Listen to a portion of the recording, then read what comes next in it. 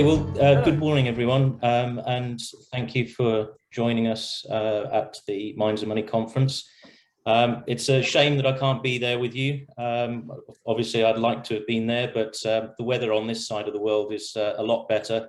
It's been about 36 degrees during part of this week, so I'm quite glad to be over here, to be honest. But in any case, let's dive straight into the presentation. And I will just move through. So just to provide everyone with a quick snapshot of the company, obviously we've been going for about 20 years now. For a large part of that time, we've been focused on Turkey. We've set up an exceptional team in the country. And that team has been responsible for moving forward our various projects within the portfolio up to the mining stage, and obviously in partnership with Procea Construction for the development of the Kızıltepe mine, which is our primary producing asset. But then during the course of last year into early this year, we completed a major new deal in Turkey, bringing in an additional partner, Özaltın Holdings. Özaltın being a very large construction firm in the country, privately owned, with expertise in a large range of industries, and also in the building of hydroelectric dams in particular. Now, while our focus has been Turkey for very many years, we are now expanding our interests across the region. In the form of Venus Minerals, and I know Peter van der Borg is in the audience, so he can tell you more about Venus, and also in Kosovo, Western Tethyan Resources, and Chris is our appointed nominee to Western Tethyan Resources, so you can find out further information on that particular company from Chris later. I'd like to draw your attention to that pink zigzag through the page there across the Eastern Hemisphere. That pink zigzag is the Tethyan metallogenic belt, so a highly prolific region for gold and copper mineralization in particular, as well as a large variety of other mineral deposit types. Now, although that area is our primary focus, because obviously we have a huge amount of expertise operating in the Tethyan realm through our interests in Turkey, we're also interested in some other areas across the Eastern Hemisphere, and I'll go on to talk about some of our expanding interests elsewhere later in the presentation. What's key really is that we're adopting a faster, better, cheaper approach, and you'll see through the course of this presentation that we've got an amazing track record to draw on that essentially builds the foundations to this approach. And we're leveraging that experience into new areas, be they within the Tethyan metallogenic belt itself, in Eastern Europe through Western Tethyan Resources, or in the case of Venus Minerals in Cyprus, but also elsewhere within the region. And we also are fortunate because the setting, the environment that we're working in is particularly conducive at this point in time. There's a large variety of factors that are sort of converging, I think, to make the next decade or two very, very exciting indeed from a mineral exploration point of view, primarily because we have a constriction on the growth of reserves globally for a vast variety of mineral deposit types and commodities. And exploration is just not being successful enough to yield the next generation of mines. And of course, this is essential in the case of certain commodities like copper, which are going to be absolutely critical when it comes to driving the green agenda globally. But having said that, of course, our focus still remains largely on gold as well as copper. So building on that snapshot a little bit more, from an operational point of view in Turkey, we're underpinned by our gold operations in Western Turkey, Kızıltepe primarily, although we have the Tavşan deposit being developed now, and we hope that will be our second mine in the not too distant future. And coupled with that, of course, is a large and growing portfolio with growth targets in place in the form of increasing production, both at Kızıltepe through the expanded processing plant, but also in the form of developments at Tavşan and indeed Salınbaş. In addition to that, we've established what we're calling the Project Catalyst strategy, and I'll talk about that in further detail later in the presentation, but that relates to our expanding interests across the Eastern Hemisphere, and particularly in the context of the Asgard Metals Fund. Financially, we're profitable. We've been organically self-funding for a number of years now. We haven't come back to the market for funding since 2017. So, that's a real landmark. We're also in the fortunate position to have a very substantial cash position with minimal investee debt, and that debt is primarily housed within the Zenit Madencilik joint venture in Turkey.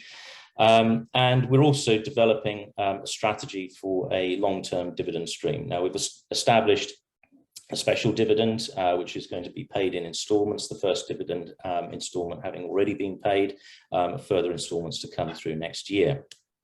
But this is something that we plan to build on in the years ahead as well. From a risk perspective, this all means that we're in a very strong position. Our downside risk has essentially been backstopped by the current mining and operational cash flow.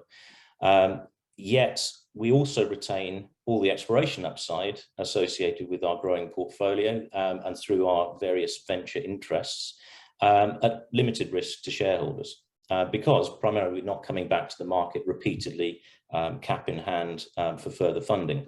As I said, we're organically self-funding now.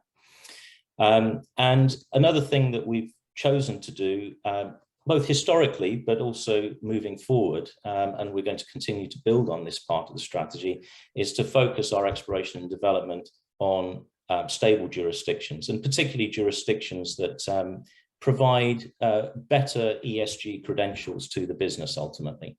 And I'll again talk about that in a bit more detail later, because that's a very important part of what we're about as a company. And just to touch on that a little bit more, what we've chosen to do is to measure our performance on real environmental metrics. And as I said, I'll provide the detail of that in just a moment. But also, very critically, and this is something that we've built on for very many years, but we're certainly enhancing our community engagement across a larger variety of projects and project interest areas. But it's something that we've done very successfully in the past through our operations in Turkey and indeed through the exploration phase prior to Kızıltepe becoming an operational mine. This collage of photos shows some aspects of that, and be it industry training that we've offered through our joint venture in Turkey or in our own capacity, be it at operational stages or at exploration stages. It's also very encouraging to see a number of the people that we used to work with back in the exploration days now very gainfully employed in the mining company at Kızıltepe. And to see their careers sort of blossom is quite a wonderful thing. Coupled to that, of course, we have an environmental team associated with the mining company, and they're constantly assessing and monitoring the performance of the mining enterprise from an environmental point of view as we continue our activities. One of the interesting things I'll just touch on here is the beehive there. So this was an interesting little project that we kick-started as soon as we got mining, in fact, at Kızıltepe. And bees are incredibly sensitive to small changes in in the environment, particularly chemical changes in the environment. So they're a sort of a bellwether for a healthy environment. And in fact, we have so many bees on site that we have plenty of honey to go around all the villages, and we make that honey freely available. So that's a little thing, but it's an important thing. And it sort of speaks volumes about how we've approached a number of these community engagement issues. A little bit more detail then on that, and particularly from the perspective of jurisdiction. We've been fortunate to have focused on Turkey for this large period of time. Turkey is blessed with a significant contribution from green energy in the form of hydroelectric facilities primarily, but also growing wind and solar power. That's augmenting the grid substantially. In fact, between a third to even about sometimes running up to about 50% of grid power is coming from renewable energy sources. Now, what this means, of course, is that the environmental footprint of any operation in a jurisdiction like Turkey is substantially better than one operating in, let's say, South Africa, where the majority of grid power is coming from coal still. And this leads to our industry-leading CO2 per ounce gold metric, 0.32 tons of gold per CO2 ounce. This compares obviously very favorably to the industry average, which has been assessed at 0.8 tons per ounce of gold. And this is really critical, and understanding this is important in terms of selecting suitable jurisdictions for both current and future work. But of course, coupled to that, we intend to continue to reduce our environmental footprint as much as possible. And although it's very easy to relate to the carbon dioxide footprint, so to speak, CO2 is not the only issue. That we have to be sensitive about a number of other environmental factors, and recognize the fact that mining does have an impact, like everything. Human society has an impact on the environment, and we have to do whatever we can to reduce that impact. So there are ways that we can do that, and we're taking a particularly proactive approach in a number of those areas.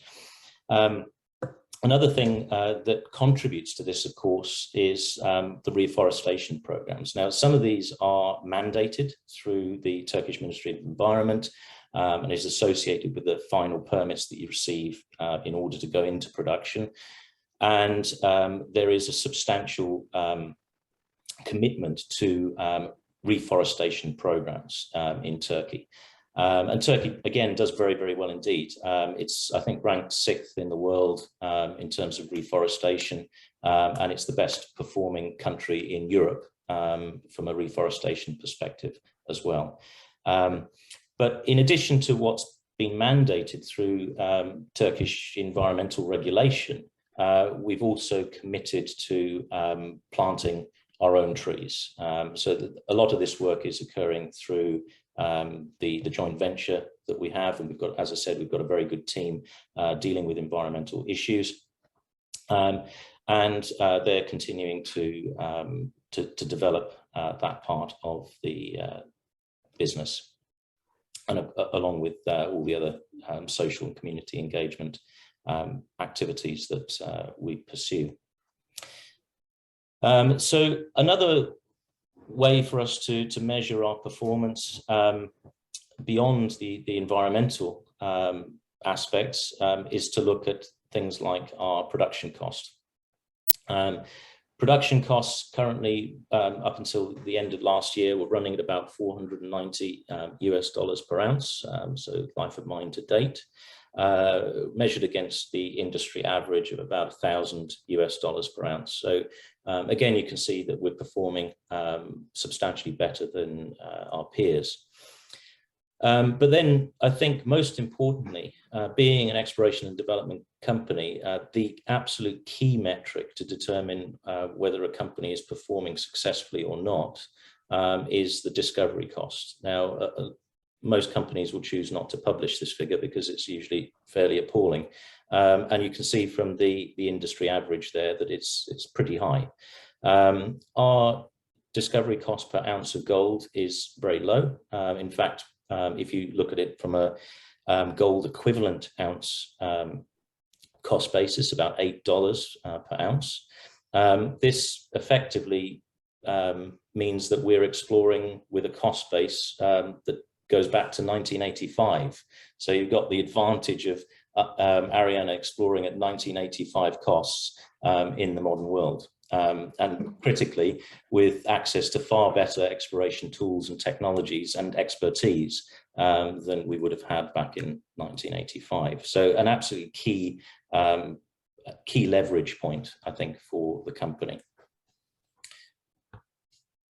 So all of that ultimately leads to market performance, of course. And if you look at market performance, look at the peer group that we measure ourselves against, our share price, if you look at it purely from a share price point of view, has substantially outperformed a large number of our peers, particularly over the last 5 years or so since we went into commercial production at Kızıltepe.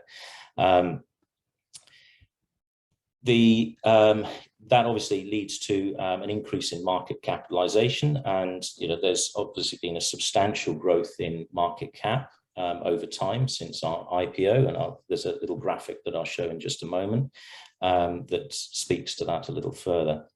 And of course, all of this is ultimately supported by the profitable operations and our prudent capital management over very many years.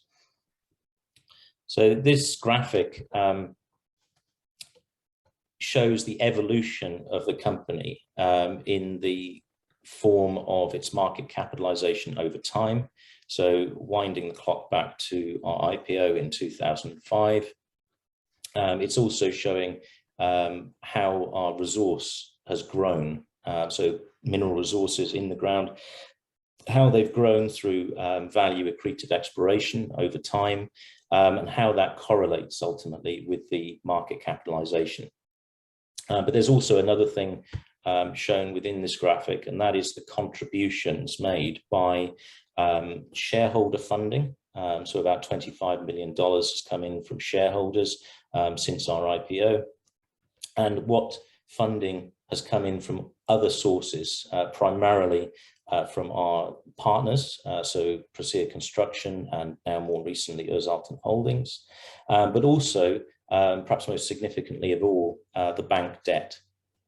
Now that bank debt was related primarily to the development of the Kızıltepe mine, and a large part of that is now paid off.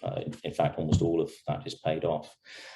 So combining all of that together, total capital utilized by the business in various forms is just shy of about $100 million, of which a quarter has come in from shareholders. So this is absolutely critical when you look at the company from a market capitalization versus total raised valuation. Less has gone in for more, so to speak. Now, if you look at the wider peer group, that's usually not the case. A large number of companies, particularly in the exploration and development phase, they have to keep coming back to the market repeatedly. And if they're not successful, they have to keep coming back to the market just to keep the lights on. So what this equates to is not only a very poor discovery cost per ounce, but also the market cap might actually be lower than the total amount of capital raised for the business to get it to this particular point. We're in a completely different position to the peer group. So it sets Ariana apart from just about every junior exploration company. So this is an absolutely critical point. And I think to a large degree, the reason that we've been successful is because we've chosen to stick to what we're good at, recognizing what our core and principal skill sets are, and sticking wholeheartedly to those skill sets without getting too distracted on things that we know that our partners will do better, both in terms of funding capacity, but also in terms of their skill sets. So in the case of Presea Construction, the designing and building of gold and silver processing plants. So to tap into other people's skills for certain parts of our corporate development activities. And then moving forward to sort of take, in a sense, sort of take a step back and to sort of assess the mineral exploration game in a more philosophical sense. It's important to recognize that exploration ultimately adheres to the law of diminishing returns. So a certain amount of capital being invested into the mineral exploration sector. As you explore more and more mature areas, the probability of making value accretive discoveries actually falls. So you have to keep on the, at the forefront by generating new search spaces. You can do this in a variety of different ways. A new search space could be a new jurisdiction, or it could be securing a new skill set. So a new team that is capable of exploring a particular deposit type in a new area, or it's the application of a new technology. So there are a number of ways to open up new search spaces.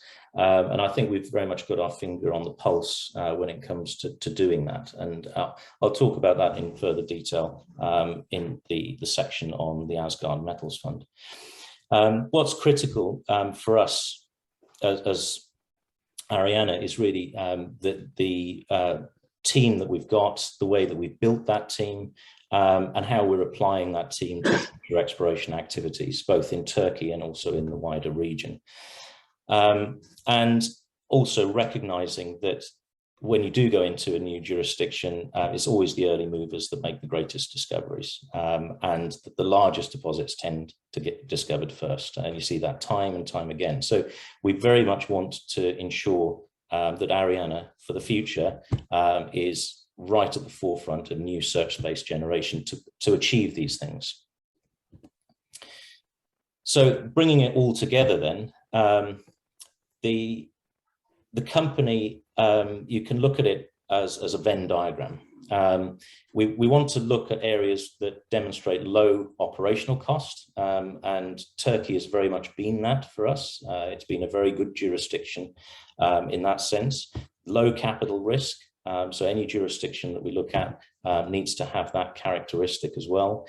Has to have sensible environmental policies for all the reasons that I've explained, because ultimately that helps us help the environment. And they have to fundamentally be underpinned by high prospectivity. There's no point exploring a jurisdiction that has low prospectivity, because the probability of success is going to be rock bottom. Bring all of those things together, but then add technological advantage and our expertise and our track record, and then you hit the sweet spot. And that's what we're trying to do with our strategy going forward. So this is the overview of the company at present. So our core focus there across Turkey, Cyprus, and Eastern Europe. We're split as a team between London, Turkey, most of our team being in Turkey, and myself and a geophysicist here in Perth. We're focusing now on investments outside of our historical area of primary operation, which is Eastern Europe. We've recently, earlier this week, we announced the first investment into Palace Resources through the Asgard Metals Fund into Kazakhstan, and also into Panther Metals here in Australia, in Western Australia and Northern Territory specifically. So we're very much expanding our search space, and as I've said, it is the Eastern Hemisphere is our overall search environment, but we're choosing to pick very specific areas within that going forward for a large variety of mineral commodities, not purely focused on gold anymore, but obviously that's underpins our current operations and our immediate interests, particularly in Eastern Europe. I should also point out that on this map, we've also shown the flight paths. So from flight paths from Istanbul to London, Perth to Singapore, and so on. And we've chosen to show that as an environmental cost. That's the environmental footprint of every flight taken. So we're choosing to run this business in a very lean fashion, minimizing our environmental footprint as much as possible. So what that means is less travel, as much as possible, utilizing country-specific teams to undertake the work, be it in Turkey, be it in Kazakhstan, or be it here in Australia. And then the target commodities, as I said, gold is always going to be key for us, but because gold and copper and silver often occur together in a large variety of mineral deposit types, particularly in the Tethyan metallogenic belt, be it in the epithermal environment or associated with volcanogenic massive sulfides, as in the case in Cyprus. Those three commodities are always going to be absolutely core to our strategy. And it's the area that we've developed the most expertise over time in a geological sense. So it makes it's only natural that we would choose to continue to focus on those commodities. But that's not to say that we wouldn't look at other commodities, and in fact we are now through our interests in Australia, particularly where we're looking at nickel cobalt, for instance.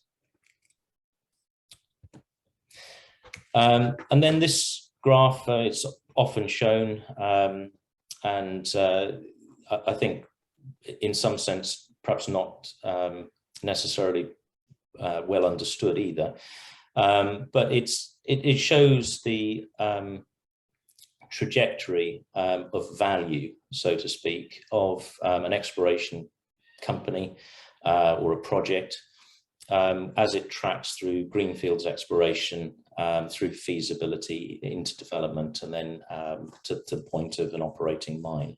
And what's seen anecdotally and indeed in further analysis is that in the feasibility and development stages, there is a significant reduction in value. And this is largely attributable to the risk that starts to kick in associated with the feasibility stage and as a project moves into development. There's a confluence of potential risk factors that were not necessarily considered at the exploration stage. And this tends to weigh down on the valuation of a company or a project. And so you tend to see this sort of dip at that particular point in any company's development. Looking at the way that we've chosen to operate as a company, we've always focused on greenfield stage exploration to the point of a feasibility. So taking a company from first drilling all the way through scoping, pre-feasibility to about the feasibility stage. And it's at that stage that we've typically brought in partners. So most successfully in the form of Presea Construction, and now with Azaltum Holdings. And in fact, this is a strategy that one of our investee companies, Venus Minerals, will be doing in Cyprus, associated with the Hellenic Copper Mines Apliki project. So bringing in additional expertise, access to capital, to take a company or take a project through what can typically be a more difficult time. And it's with that expertise that you can ultimately achieve the success that's required. And we've very much done that in the context of our operations in Turkey. And we can see that this is a strategy that works very, very well indeed. The other aspect that I wanted to talk about is the technological advantage that we have at our fingertips within the company. And I think this is largely the reason why we've been a very successful company, particularly when you measure it in terms of the discovery cost. It's through the application of the very latest technologies, and in fact being at the forefront of the development of some of those technologies that we've achieved over time, and we've been involved in a number of new technological developments, and consistently using those technologies and applying those technologies to our day-to-day exploration activities. I won't go through this in any great detail, but we will obviously make this presentation available on the website so you can read it at leisure. But one of the things I will point out is the photograph on the right-hand side there. That's the Geotech box scan platform, which we've implemented in Turkey.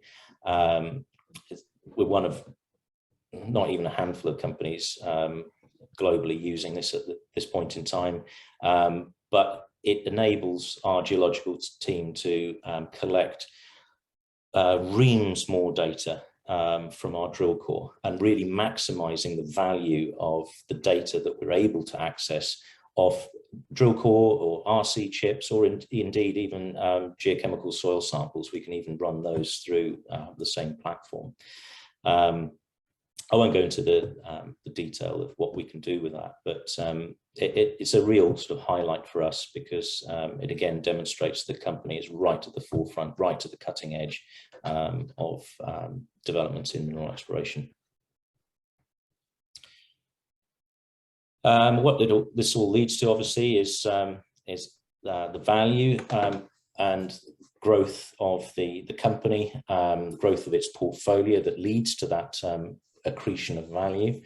This diagram summarizes the distribution of projects across the various investee companies.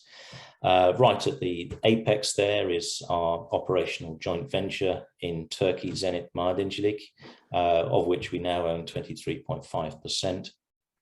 That, of course, owns the Kızıltepe gold and silver mine, the Tavşan development project, gold mine it will be, and also the Salınbaş gold deposit. One rung beneath that, we have our investee companies in the form of Venus Minerals, which we own 50% of, and Western Tethyan Resources, which we own 75% of. And then another rung beneath that, the Asgard Metals Fund. And this is part of the project catalytic strategy that I've spoken about, but it's to choose select projects, companies that are focused on new jurisdictions, potentially new commodities, right at the sort of discovery stage of the cycle. So if you remember that graph that I showed, we're trying to time an entry point sort of very early on, trying to identify a team that's capable of unlocking a new jurisdiction, and trying to pick that moment in time. Now, we've done that in the case of Panther Metals. Over here in Australia, Panther is on target to IPO on the 10th of this month on the ASX, and Pallas Resources operating in Kazakhstan. There will be others, of course. We're planning to grow the portfolio further within the Asgard Metals Fund. And it's important to also emphasize that while these may be relatively small initial investments, that's not to say that in time, if those projects demonstrate legs, and we can see that the value is increasing through that sort of discovery stage into sort of scoping and up to feasibility, if it's tracking positively, we may well get further involved, and then of course such a project would be elevated up that project pyramid into the next rung up potentially.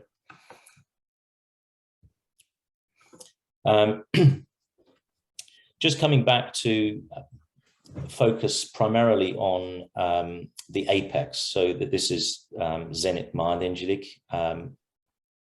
and looking at the individual projects that make up that company. So following the completion of our deal with Azalton Holdings and Procer Construction earlier this year, we now have essentially 3 key assets that sit within that company. Ardalı and Salınbaş can be considered as one because they're 2 deposits that sit adjacent to one another. Tavşan and Kızıltepe are 2 separate deposits. What this diagram shows is the aerial footprint of each of those deposits shown to scale. So in the case of, I'll get you to focus initially on Kızıltepe. So Kızıltepe is our producing asset. A little squiggle there, the veins that gold and silver veins that we're producing from. And then we've represented the total gold content of that mineral system in the form of that bubble, that orange bubble. There's no copper associated with Kızıltepe. It's essentially a gold silver system. We're just showing the gold there. Now, if you move to Tavşan, Tavşan is a similar sort of size, similar sort of footprint, but then you can see there's a marked change of scale associated with the resources at Salınbaş and Ardalı. And now we're introducing copper in addition to gold and silver. There are other metals there as well, such as molybdenum and lead and zinc.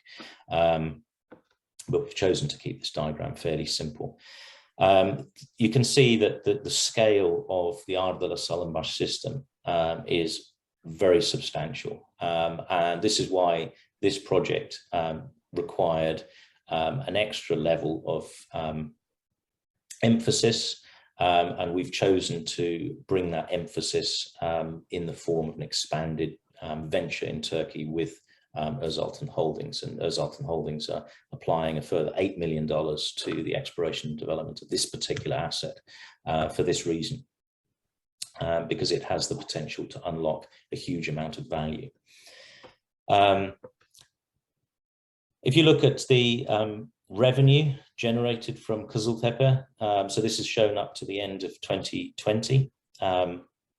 $134 million, of which $27 million was Ariana's share of the profit from the original joint venture up to the end of 2020. So it shows what value can be achieved from a relatively small asset, and then bringing that asset into production. You really sort of ramp up value. So it makes you wonder, well, what value is there to be had in the form of the development of Ardalı, Salınbaş, let alone Tavşan. Now, we've also shown there, just for context, Venus Minerals and our 50% of that at the Magellan project. Now, over recent times, we've just completed a drilling program there with Venus. That resource has been expanded, and this morning there was a further announcement related to the Kokinoya sector of the Magellan project. So this diagram is already slightly outdated, so that those circles are continuing to expand. So Venus itself is becoming that much more important, and its value is increasing within our overall portfolio. So a little bit more detail on our investment in Zenit Madencilik, just to sort of recap some aspects of that, particularly those things that I haven't touched on yet or just glossed over. It's just worth mentioning that the debt that was held within Zenit, so that was primarily the construction capital loan. It's $33 million loan plus working capital loans on top, and also an additional loan that was secured during last year associated with our plant expansion program. A large amount of those loans have now been paid off in full, the initial capital loan having been paid off during last year. So about 47 million has now been paid off. There's less than $4 million of debt now remaining within Zenit, and that's due to be repaid between now and the end of Q3 2023. So that's all very manageable amount of debt for the Zenit venture. The inferred, the measured, indicated, inferred resource base across 3 projects that make up Zenit has continued to expand during the course of last year. We've also had a substantial new drilling program underway on Kızıltepe in particular since the beginning of this year. That drilling program was recently brought to an end, and we'll be putting together a sort of an updated resource estimate for Kızıltepe in the coming weeks. And we've just commenced a new drilling program on Salınbaş. That's been going for the last 10 days or so. Likewise with Tavşan, we've got 2 rigs active on that drilling program as well to expand the resource and prove up the resource ahead of the completion of the feasibility study there for Tavşan. So, you know, all of those projects, all 3 of them are at various stages of further resource growth and development. I think in terms of sort of real value accretion, you know, my eyes are on Tavşan. We've recently secured the environmental impact assessment for that project, which was a major hurdle. It's great to have that under our belts now, and we're just moving into final permitting and trying to complete further land acquisitions there so that we can move that project into the construction phase as our second gold and silver mine in Turkey. So if you look at the expected growth of our production within Zenit in the years ahead, this graph tracks historical production from 2017 when we achieved commercial production through to 2021. We're very much on target this year to meeting our production guidance, so no issues there. And this graph is certainly looking accurate up to that point. We've also marked on that graph the mill expansion, and the completion of that a little earlier this year was wrapped up in August, and the automation of that was completed in September. So that's been operating at the higher rate of about 45 to 50 tons of ore per hour. And as a result of that, we're continuing to keep our unit costs down as we move to lower grade ore across the various pits at Kızıltepe. So what that will also do is we'll start to see an increase in output from Kızıltepe, but then during 2023, now that we have the EIA in place for Tavşan, we expect Tavşan to then move into construction and then into production in 2023. Tavşan shown there in orange, and then a ramp up of production to about 30,000, up to 30,000 ounces a year. We've shown on that graph about 27,000 ounces a year over 8 years. And then, of course, we're expecting at a later stage, and we've provisionally marked on 2025 for the development of the Salınbaş project, moving that into production. That's obviously capable of production at a much higher rate, about 50,000 ounces per annum. And in fact, we don't show all the production there. We lose space on the graph, so that production would go out beyond 2030, in fact. So it shows the potential for substantial production growth from the Zenit venture in Turkey. And so far we've met all our targets, and certainly historically, if you look at Kızıltepe alone, whenever we've set guidance, we've either been at guidance or, actually no, we've never been at guidance, we've always been better than guidance. So that's another sort of common theme, I think. So looking at Sullenbusch specifically, it's actually more complex than just a gold silver project, but our main focus is on the gold and silver rich part of the project. Now in that photograph, right up the middle of the photograph, if you can see my cursor, you have this zigzag forestry track running up the hill there.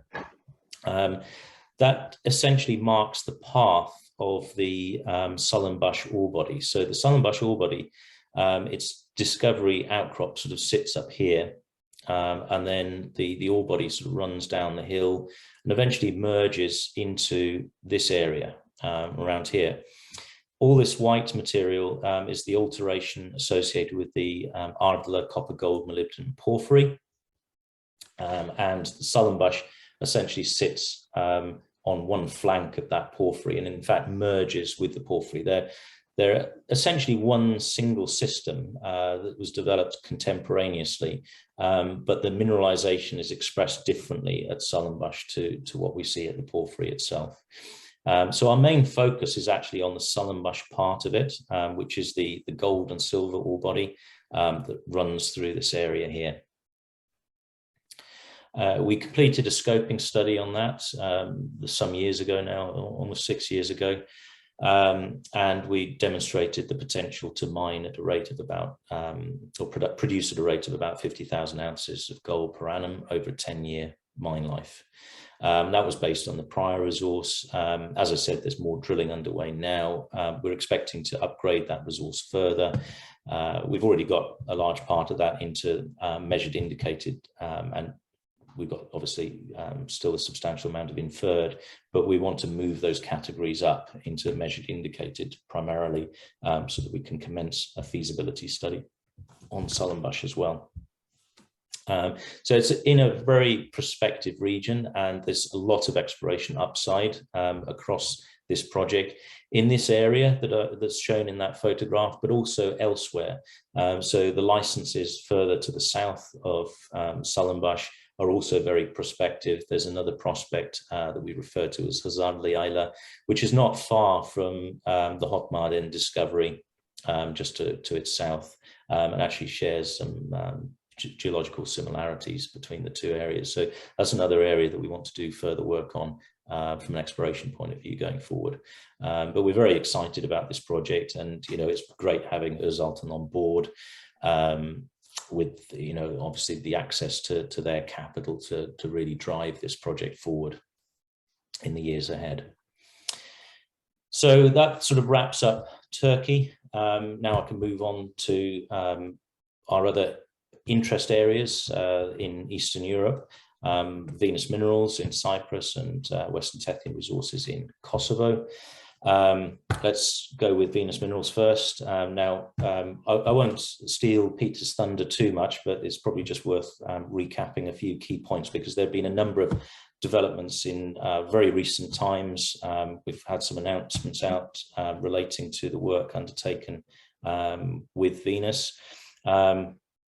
So I think that the first point to make is that we've now reached our 50% ownership of Venus Minerals. We committed €3 million to achieving that 50%. We're moving a portfolio through the exploration stage and towards development now. And as I said, I don't want to steal Peter's thunder, but the key to this is the Apliki mine development project, for which we've helped Venus pull together a new resource estimate of 11 million tonnes at 0.34% copper. This is owned by Hellenic Copper Mines. They have access to a processing plant that's currently waiting to be essentially reinstalled at the Apliki site, and with relatively little additional capital, this can be the next copper mine on the island, and actually enables Venus to do a number of other things associated with other parts of its portfolio, particularly the Magellan project. Now, with the resource update that we announced earlier this morning for the Coquinoya sector. The overall resource at Magellan has gone up to 16.6 million tonnes within that sort of copper range of about half a percent to about 1%. But there's most importantly a substantial amount of gold associated with the Magellan system as a whole, but there's also zinc and indeed some silver. So it's a much more valuable asset base than perhaps we'd assessed very early on, because previously we were just looking at the copper. So moving on to Kosovo. Kosovo has essentially, it's the hub for a Eastern European-wide exploration program. Kosovo itself being very central to that part of Eastern Europe, very easy access to a number of the other countries, be it Serbia, Bulgaria, North Macedonia, and so on. And we've got a great team in Pristina, headed up by mentor Demi. Likewise, Chris can speak to you further about some of the latest activities for Western Tethyan Resources. The company's got a large number of applications in for licenses in the country, now totaling about 300 kilometers squared. And early exploration indications are looking quite interesting indeed. So we hope to announce more on those activities in the near future. Western Tethyan is also looking at acquiring other projects elsewhere within the region, and not necessarily in Kosovo. And then, if you remember that project Pyramid, so this is the next rung down, Asgard Metals Fund. The idea behind this ultimately goes back to some work that we did in 2014, 15, 16, that sort of period. We'd set up Asgard Metals here in Australia, and we actually picked up some prospective licenses for lithium in the sort of Pilgangoora area of Western Australia, and some other locations in Western Australia, as well as in the Northern Territory. And we vended those assets into two ASX listed companies and sort of reimagined those companies in a sense, Kingston Resources and what was Dakota Minerals, but it became Exor Resources in the end, and was then bought out by Perseus Mining. But with very little capital outlay. In fact, it was only 35,000 Australian dollars to pick up the licenses initially. We turned that into cash out of $3.5 million. So that, with that sort of capital in hand, Asgard is now marching forward with a sort of reinvigorated strategy that's developed along similar lines.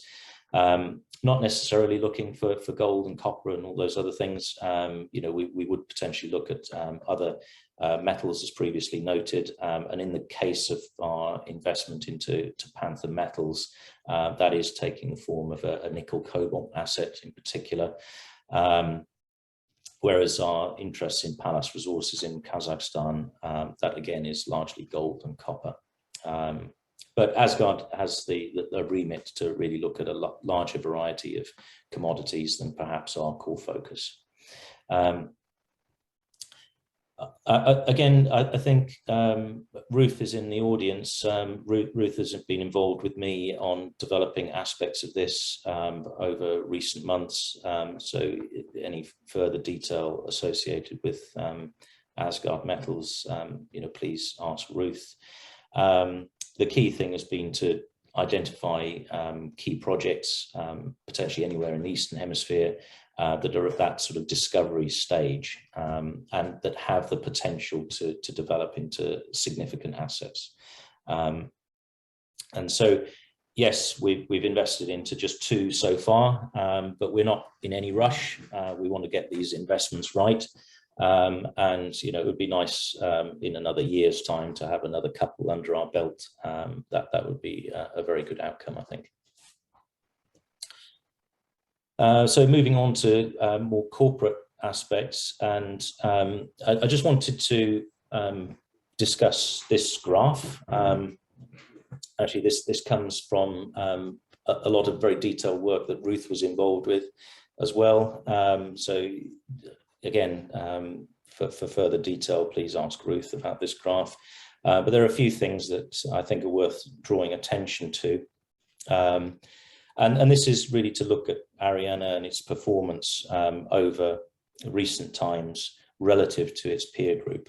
So this is an AIM peer group, and they're largely companies that are either producing gold or gold and some other commodities associated with gold, or they're at the late stage developments for either being a gold mine or some other precious metal asset. And a lot of the peer group are within our region of the world, but not necessarily so, but all of them are associated with Eastern Hemisphere projects. Now, I think, let me just start down here. So these green bars, which are plotted in the negative, these relate to capital raised by Ariana in 2016 and 2017. Sorry, I've just lost my cursor. Yeah, there it is. The orange bars relate to the capital raised on average by that peer group. So we were raising in 2016 and 17, and that was in the pre-production period for Kızıltepe. So there was a requirement for us to raise funds. We've received flack in the past for raising funds in 2017, but I think it's very important to underline the fact that had we not raised those funds, we would have gone bankrupt, and we wouldn't be here today to talk about any of this. So there is a reason why capital is raised, and it was essential to raise that in order for the company to go into production at Kızıltepe. So it's not the sort of we don't undertake these things lightly, and everything is done for a reason. But the most important thing is that if you relate the capital raised by us over time relative to the peer group on average, I should say,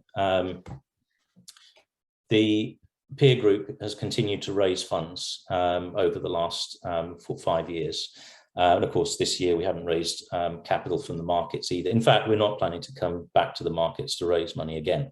And that's an important point to make. As I said previously, we are organically self-funding. So that's again, it sets Ariana apart from the bulk of the peer group. But then if you look at the production now, so this is on this axis, on the right-hand side, this shows cumulative share of gold production, or rather it's a gold equivalent production, because as I said, some of these assets are not just gold mines. These dark bars show the average production of the peer group in each of these years. The light blue bars are Ariana's share of production. Now, we started a little bit later in this time window. We started production in 2017, but we quickly built up, and we're actually not far off the average of the peer group. However, this is the critical thing. If you look at it from a market capitalization point of view, this is Ariana here, this dotted blue line, and this sort of shaded area. This is how our market cap has grown over that period of time, relative to the peer group that's shown in the magenta line here and the light blue. So there's a significant discount associated with the Ariana market capitalization or share price ultimately. And this is an interesting feature. It's been consistent over time, sometimes better than other times, but markedly different in 2020 and into 2021. So ultimately what this means is that this is the buying opportunity. I've already explained why we're such a different company to the majority of the peer group and why we're better fundamentally, yet we're trading at a discount. So there's a disconnect there. That doesn't make any sense. A good company, you know, that it doesn't make any sense that we're trading at that sort of discount. So if you then look at the share price performance of Ariane relative to some of the peer group. Now, there's not space to include the entire peer group here, but I've just selected a few of them. So you probably know some of these codes. But again, this sort of helps to demonstrate that case. And Ariane, like everything, you know, a good market floats all boats, and that's exactly what's happened with the increase in the gold price. And you know, Ariane, like most junior gold companies, we largely trade with the gold price or what ETFs are doing. There's not much more to it than that, to be honest. It doesn't really matter much about news flow. We just rise with the tide and fall with the tide. There are obviously occasions when, you know, we perform better on average than the peer group. And in recent times, we've continued to perform better than the peer group. I won't dwell on this. Most of the board are present, so you can talk with the board further, but that's our background there. A little bit of background there on our development partners in Turkey, Özaltın Holdings and Presea Construction. I've already run through much of that. And a little snapshot there of some of the key market data associated with the company. I think it's important in this one just to, again, show that share price performance since commercial production was achieved in 2017. And obviously with the rising gold price in the same sort of window of time, we've seen a significant rise in the share price through that period. The completion of the deal in Turkey, and after having partially divested our interest in Turkey to Özaltın Holdings and Presea Construction, has yielded a substantial cash position, and we chose to provide our shareholders with a special dividend during over the last couple of months. We issued that dividend. There'll be a further couple of installments of the special dividend into next year. But looking at the overall payout to shareholders at current share price, that provides a dividend yield of 17%, which is pretty fantastic. And obviously our cash position is still very strong, and current cash per share is 1.6 pence. So in summary, Ariane is ultimately a cash generative, dividend paying exploration and development company. We're underpinned by our profitable operations in Turkey through Zenit Madencilik, which are critically producing off a low cost base. And obviously we're in the advantageous position of an environment in which the Turkish lira has been depreciating through that period of time since we've been in commercial production, but also more recently, more substantial depreciation value in the Turkish lira, which also has an effect on a positive effect for us in terms of our operating costs, which are in the lower quartile. We've demonstrated a track record of exploration success, obviously in Turkey, but now more recently in partnership with Venus Minerals. We're continuing that in terms of further exploration in Cyprus and indeed in Kosovo and elsewhere. And obviously we're absolutely keen to sort of focus on the discovery cost per ounce, and you know, this is an absolutely key metric for us and our ability to measure our ongoing performance from an exploration point of view. But also a little bit more intangibly, it's important to recognize the contributions that we've made as a company and our team has made, both collectively and individually, to aspects of ESG, and in particular, the way that we've worked with the communities in our areas of operation. Gaziantep is a perfect example of how we brought a community on side from day one, and we worked in a very sort of intimate way with the local community through the early exploration stages into mine development and ultimately into mining. And we're very much a part of that community, and it's a great place to be. But also, we are a company that really has we've had an approach to exploration that is really underpinned by our use of technology, the application of our expertise to exploration in the identification of mineral systems, identifying the opportunities for securing other mineral systems elsewhere in that region, particularly in Eastern Europe, and now going further across the Eastern Hemisphere as a whole, and to continue to draw on that expertise to really pick some choice projects elsewhere across the Eastern Hemisphere. So that pretty much wraps up the presentation, and thank you very much for your time. I should just draw your attention to the appendices that we've included here. Just provides a further detail to some aspects of the presentation, and you can read those and view those areas at your leisure. Thank you.